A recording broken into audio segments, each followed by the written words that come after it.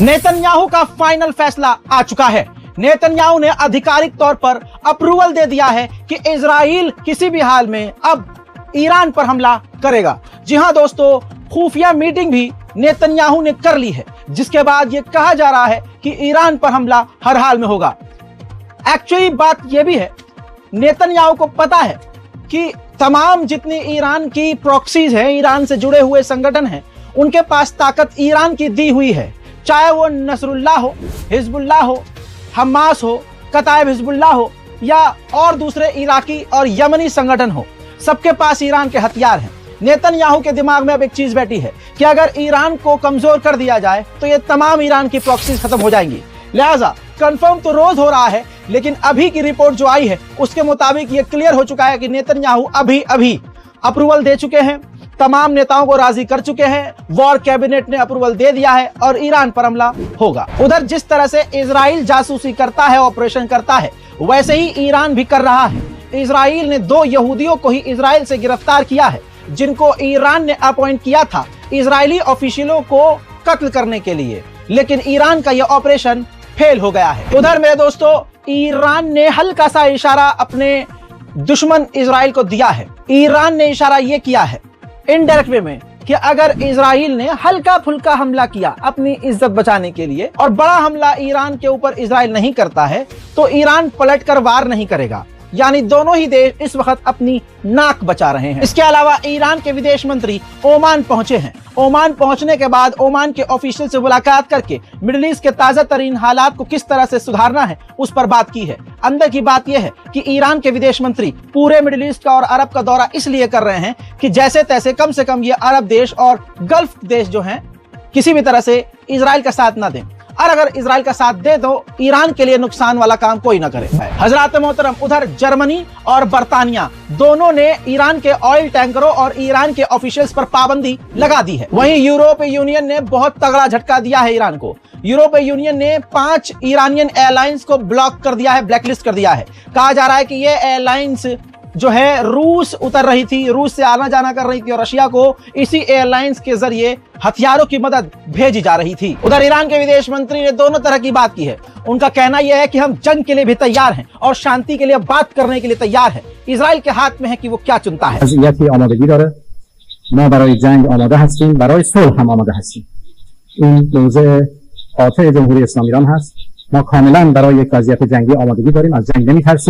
ولی خواهان جنگ نیستیم.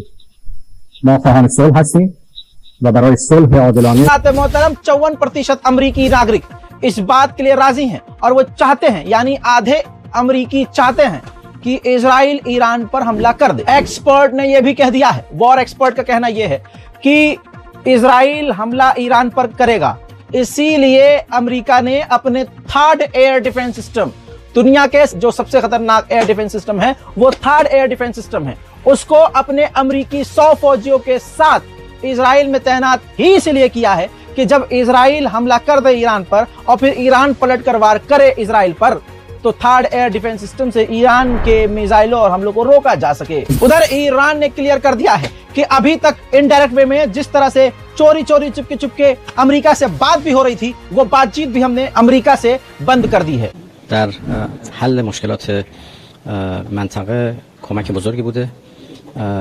در رابطه با ایران و آمریکا هم همواره سعی داشته که نقش مثبتی رو ایفا بکنه در انتقال پیام ها یا در ایجاد کردن زمینه برای مذاکرات. این قبلا اتفاق افتاده، در دولت گذشته هم این وضعیت وجود داشت و روندی به عنوان روند مسقط خب شناخته شده هست، معروف هست که به صورت غیر مستقیم بین ایران و آمریکا تماس‌هایی از طریق عمان برقرار می‌شد. این روند الان متوقف هست به دلیل شرایط خاص منطقه. उधर Donald Trump को मारने की आशंका है। कहा जा रहा है कि ईरान डोनाल्ड ट्रंप को मरवा सकता है। ऐसे में बाइडेन सरकार ने एक बार फिर से ईरान को धमकाया है कि अगर आपने डोनाल्ड ट्रंप को चोट पहुंचाई तो इसे एक्ट ऑफ वॉर माना जाएगा, एक्ट ऑफ क्राइम माना जाएगा और फिर आपसे और हमारी बात खराब हो जाएगी और जंग के हालात बन जाएंगे। ब्रिगेडियर जनरल अब्बास जो जनाब हसन नसरुल्लाह के साथ उनके बंकर में मारे गए, दोस्तों उनका जनाजा आखिरकार बैरूत से निकाल लिया गया, इराक पहुंचा, इराक में नजफ पहुंचा, करबला पहुंचा और उसके बाद उनका पार्थिव शरीर, उनका जनाजा सीधा ईरान के लिए रवाना हो गया है। पूरा हुजूम, पूरा इलाका, पूरा देश उनके जनाजे में उमड़ आया है।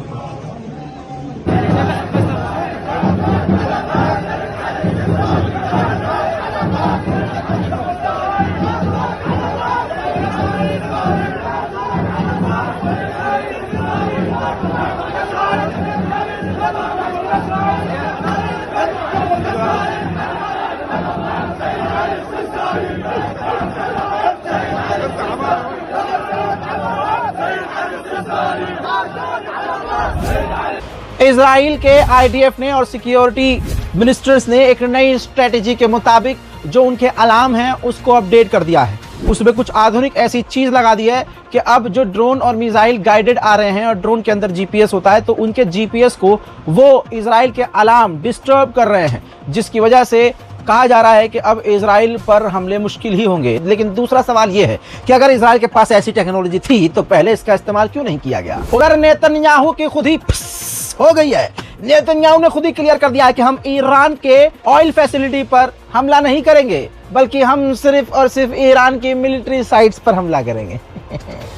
हवा स्टंट हो गई है। उधर इजराइल ने यह भी कहा है कि हम फर्स्ट सीरीज पर हमला करेंगे, मतलब बैक टू बैक ईरान के मिलिट्री साइट पर हमला करेंगे और हमारा ये पहला हमला होगा, यानी आगे हमारे और भी हमले होंगे। खबर ये भी आ रही है कि अमेरिका के इलेक्शन से पहले ईरान पर इजराइल कर देगा हमला। फिलहाल के अपडेट में इतना ही। ईरान से स्पेशली ये जानकारी आपको दी है, ईरान की जितनी भी है ये तमाम जानकारियां इस रिपोर्ट में दी है। उम्मीद करता हूं कि इस रिपोर्ट को शेयर करेंगे और कम से कम ये तो देखेंगे कि इंसान घर में नहीं है, दफ्तर में नहीं है, कहीं और है, रास्ते में है या किसी भी उलझन में है, लेकिन आपको जो चाहिए वो अपडेट मिल रही है।